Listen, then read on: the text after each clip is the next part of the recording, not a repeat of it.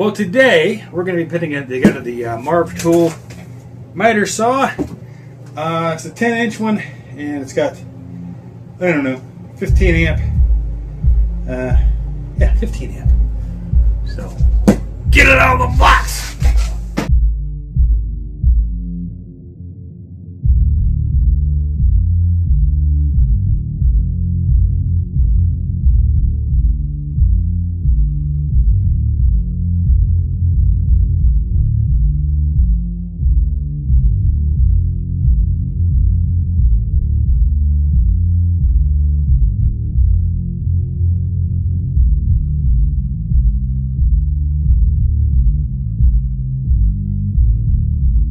Alrighty, let's turn it around for you.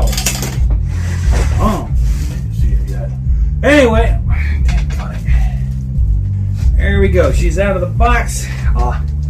Already kind of impressed. I'm not gonna lie, kind of impressed. Don't know what everything is yet. Just got her out of the box. I do know there's this little knob here, and you can't see it. This little knob here. Pull that out. That allows her to go up.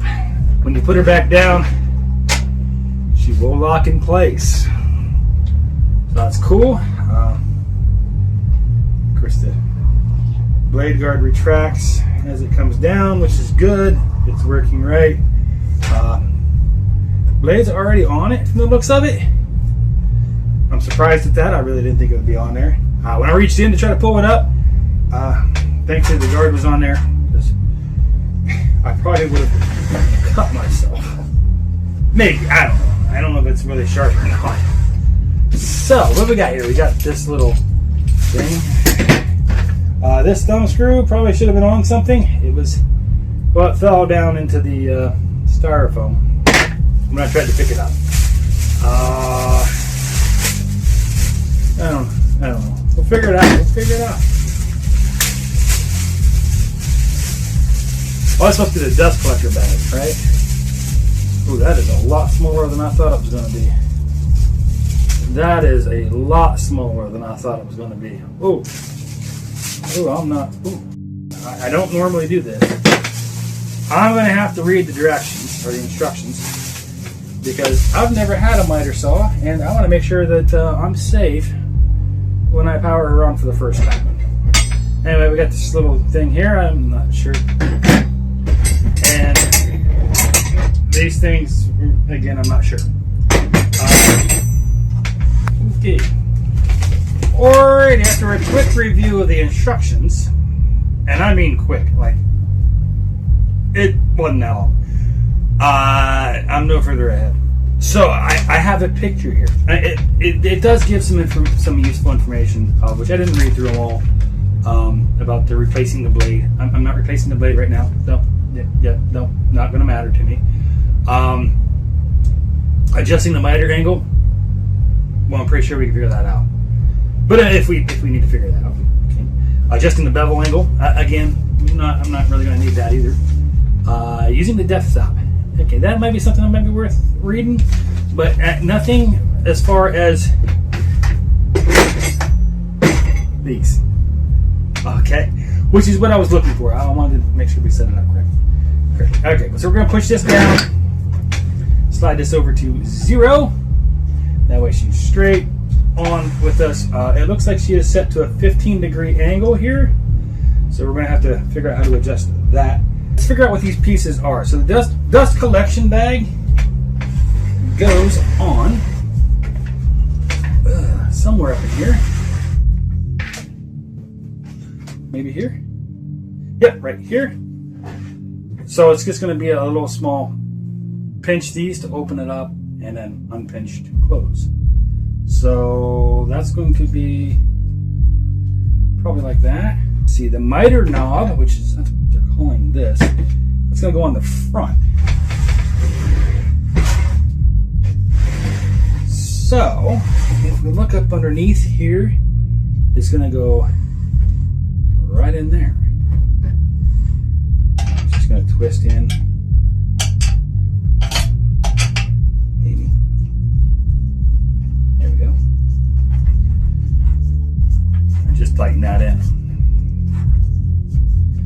take a while. Looks like there's a lot of threads on there. Probably would be easier to turn if I had this on. Because now I can push down and, okay. I mean, it's still kind of hard to turn, so.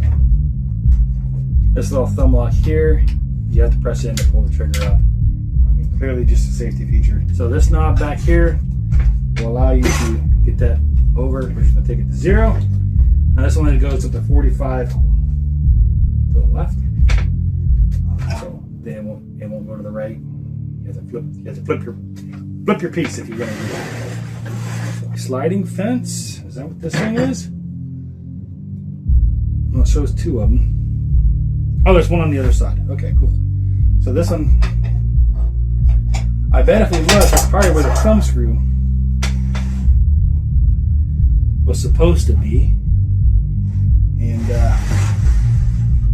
if we look at the other side, we're going to see that that thumb screw is in the other side right there.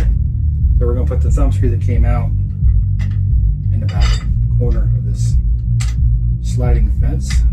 So clearly someone at the factory didn't tighten that thumb screw, which caused the sliding fence to fall off and the thumb screw to fall off. Which, you know, we're just going to generically set it up right now, and the other side was tight. So I don't. Clearly, someone at the factory, you know who you are. You know what you did. Do better. Now it shows in the picture that these are table extensions, and they go right in here through the side.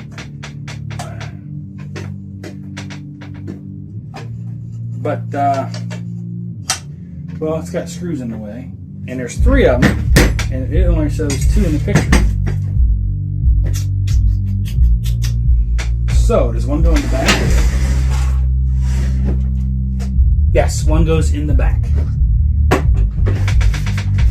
Right here's one hole, and then the other hole's on this side over here. So these are going to go in with the curved side up, according to the picture. Of which we're going to take the screws out, because there is a screw in each one of those. Well, that one's too big. That one's too big to fit. Oh, this one fits. Okay. All right. So one of them is a different size. That's the one that goes in the back.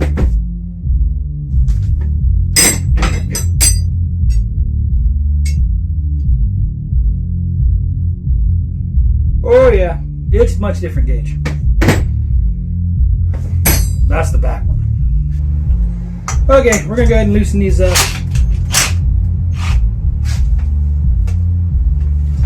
to get those in. And all you do is loosen that screw up enough to slide this in. Now you're going to have to pinch these together just a little bit to get it into the hole. And then of course, get it mounted onto your table before you tighten that back down. So don't tighten it down until you got it placed on the table. Should be able to plug her in and get it and go. Because I mean, this unlocks that. This trigger here allows you to hit to turn it on. But you should turn it on, when you're getting ready to make your cut. Like, after it's up, hit your thing and turn it on, and then go down, and then keep going. So let go when you're not cutting. Okay.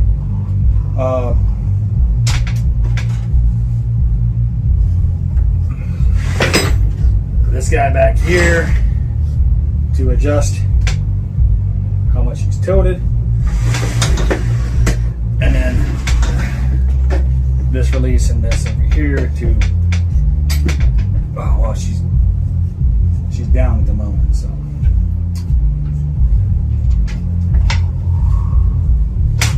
to adjust. There we go. That. Which we don't want that adjusted. We want that at 0. Alright, I hope that helps somebody out. Now we just gotta get it on the table that we have.